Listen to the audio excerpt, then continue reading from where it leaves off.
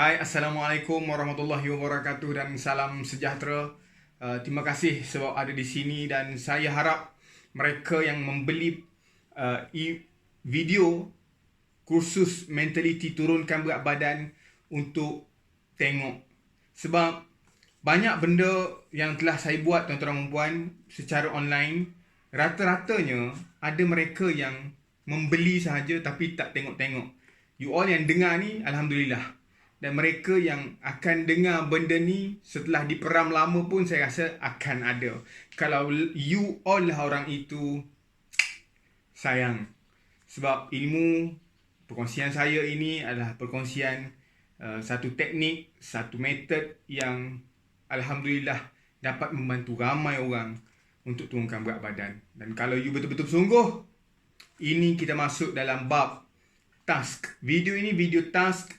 Selepas you tengok bagaimana kita nak setting mentality turunkan berat badan, ini video yang seterusnya yang you all kena tengok, iaitu task kita mencari matlamat ataupun asbab kenapa kita perlu untuk menambah baik kehidupan kita dan sekaligus menurunkan berat badan kita yang kita obesity ataupun overweight.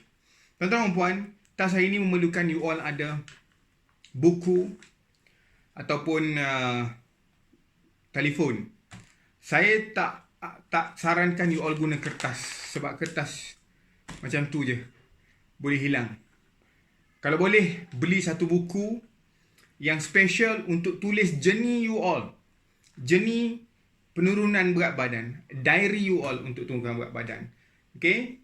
Dan saranan saya juga, ini saranan personally, kalau you all betul-betul berhajat untuk turunkan berat badan, you all buatlah blog ataupun buat video vlog di YouTube, ataupun you boleh tulis di Facebook you all saja berkenaan dengan proses ataupun journey untuk turunkan berat badan.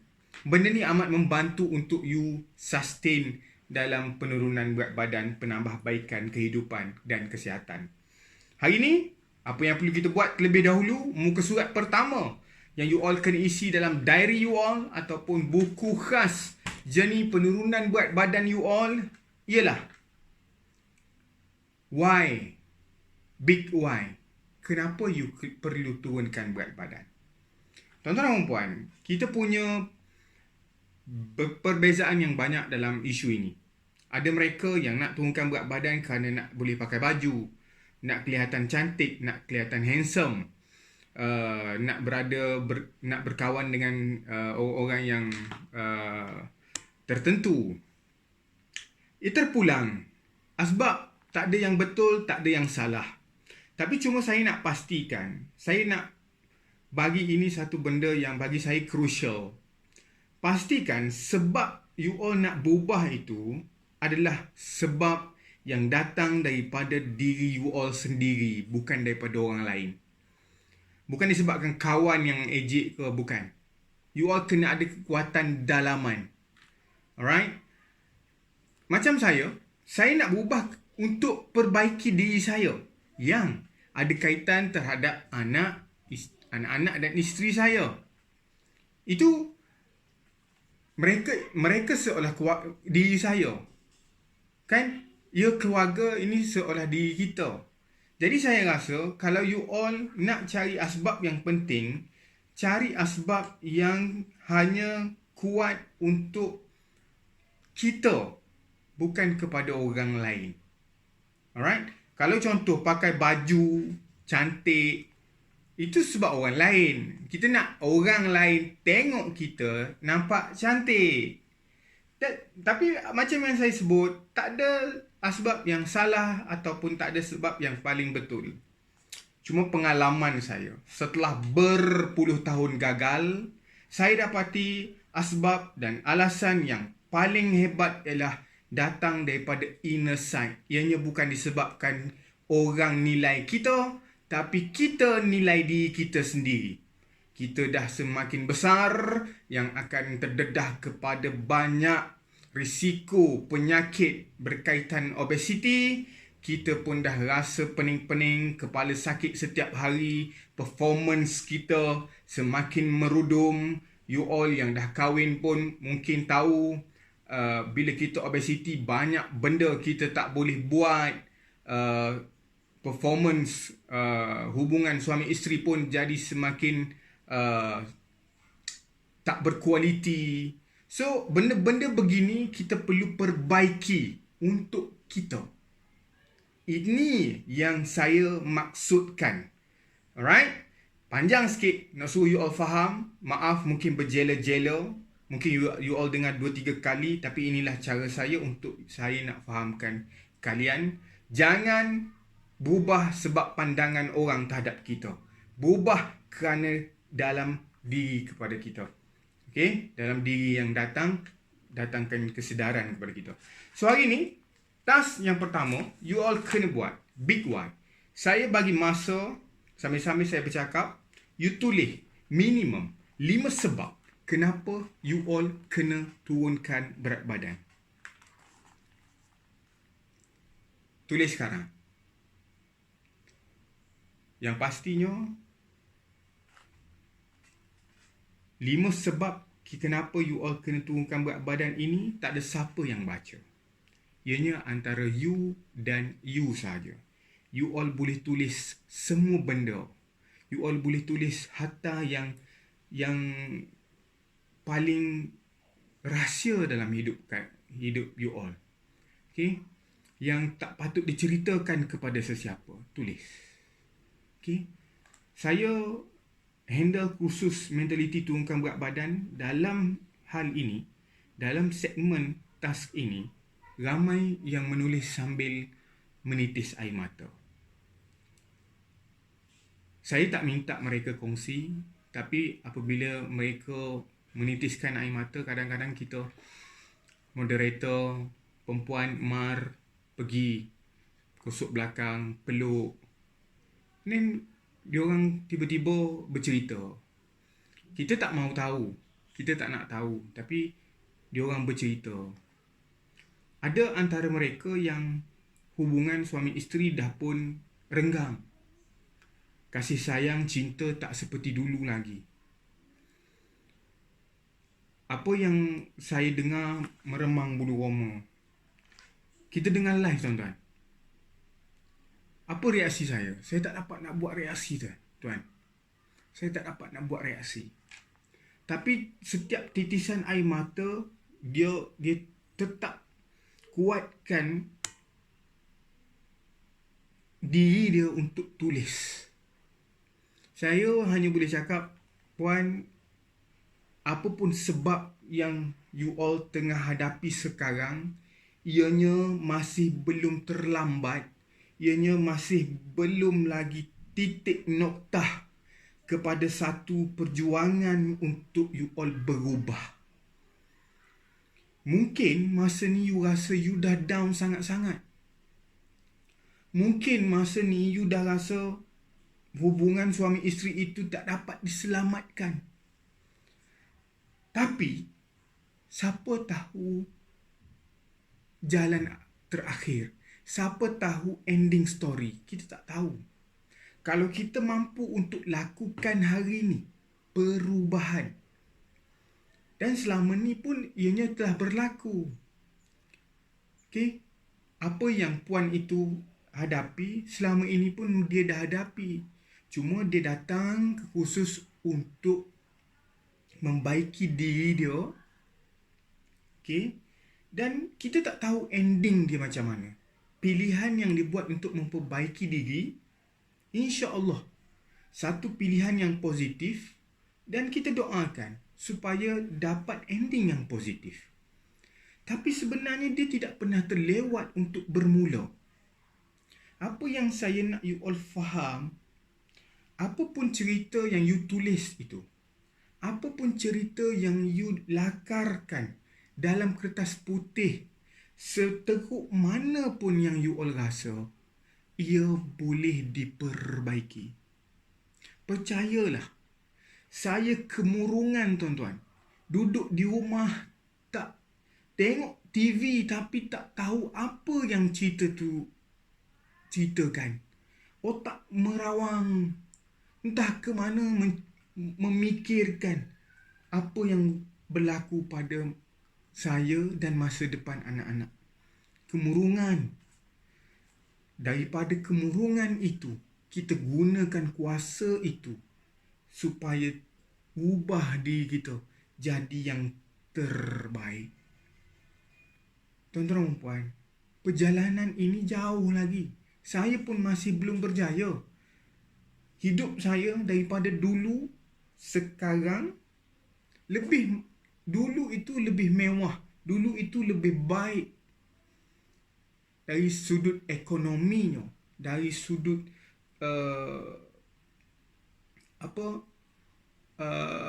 banyak kesenangan.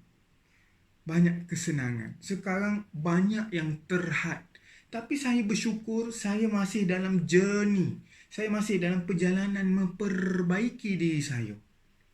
Jadi apapun yang you tengah hadapi sekarang, seteruk manapun air mata yang menitis semasa you menulis kenapa you perlu berubah ini, ianya bukan satu titik noktah, ianya hanya satu simpang untuk you all pilih perubahan yang lebih baik. Pengalaman saya handle kursus ini mematangkan saya banyak perkara. Banyak masalah saya dengar. Banyak masalah yang mereka kongsikan dengan saya. Dengan obesiti, kita tak kadang-kadang kita tak fikir itu boleh jadi satu benda yang bermasalah kepada kita. Okey? Macam yang saya cerita tadi berkenaan dengan puan tadi yang kata hubungan suami isteri tu. Saya dengan isteri saya alhamdulillah, walaupun saya obesiti 130 lebih, saya dengan isteri saya okey. Alright, hubungannya okey. Cuma kalau kita nak cakap deep sikit, ini sebab you all adalah orang yang membeli dan saya tahu ini adalah skop mereka yang bermentaliti betul saja. Maksudnya rakaman ini tak akan keluar sana. Saya dengan isteri saya pernah, saya sendirilah, saya pernah masa obes, saya rasa nak buat hubungan intim dengan isteri sebulan sekali je. Okay? Ini satu yang agak memalukan tapi ini realiti, tuan-tuan. Sebulan sekali. So, tapi saya rasa pernah lah. Tidak, sebulan pun tidak. Pernah. Memang pernah. Sebab obesity dia datang dengan benda-benda begitu, tuan. Mood tak ada. Kepala sakit. Stres. Bila obesity kita stres, tubuh akan stres. Sebab jantung kena bekerja lebih kuat untuk sustainkan badan untuk hidup. Tubuh stres, kita akan jadi stres. Saya buka cerita ni kepada you all, bukan kepada di luar sana. Saya tak pernah cerita hal ni. Tapi ini realiti mereka yang obesity. Saya faham dan saya ingin untuk you all berubah. Tas ini, saya rasa you all dah tulis 5 sebab yang utama untuk you all turunkan berat badan. Dalam 5 perkara ini, saya pasti yang nombor 1 ataupun yang nombor 5 adalah asbab yang paling besar. Percayalah. 1 ataupun 5 adalah asbab yang paling besar. Tuan-tuan dan puan, you mark the satu yang paling besar itu. Kalau dia duduk nombor 3 pun nombor 3 lah. Tapi yang paling besar tu you mark, you bulatkan. Lepas tu, contoh kata, kalau saya nak sihat sebab saya tak nak tinggal anak-anak saya membesar tanpa seorang ayah. Itu saya punya sebab. You all punya sebab tu sendiri. You all, saya nak sekarang ataupun lepas ini fikir the worst scenario yang akan berlaku kalau benda itu yang you tulis itu menjadi kenyataan. Saya nak sihat sebab saya tak nak anak-anak saya membesar tanpa seorang ayah. The worst scenario happen is saya meninggal dunia. Alright? Mainkan drama pendek dalam kepala you all. Kalau itu masalahnya, kalau saya mati. Mainkan drama pendek tu. Saya meninggal dunia. Bayangkan apa yang berlaku kepada anak-anak dan isteri saya. Saya mainkan video itu dalam pemikiran saya. Apa yang saya dapati, anak-anak saya akan dibesarkan oleh isteri saya kesorangan yang tanpa seorang ayah. The worst scenario.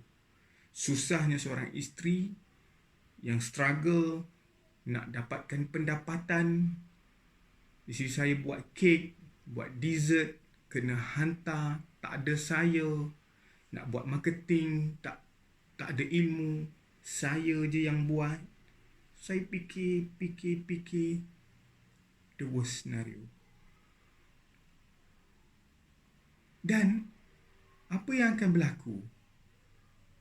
Isteri saya mungkin akan kahwin lain. Betul tak? Semestinya dia masih muda. So, dia perlukan somebody. Kita manusia, kita perlukan pasangan. Jadi isteri saya mungkin akan kahwin lain. Bila dia kahwin lain, anak-anak saya akan ada ayah tiri.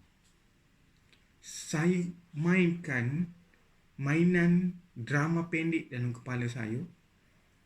Adakah ayah tiri mereka dapat menyayangi mereka seperti saya menyayangi dan menghargai mereka?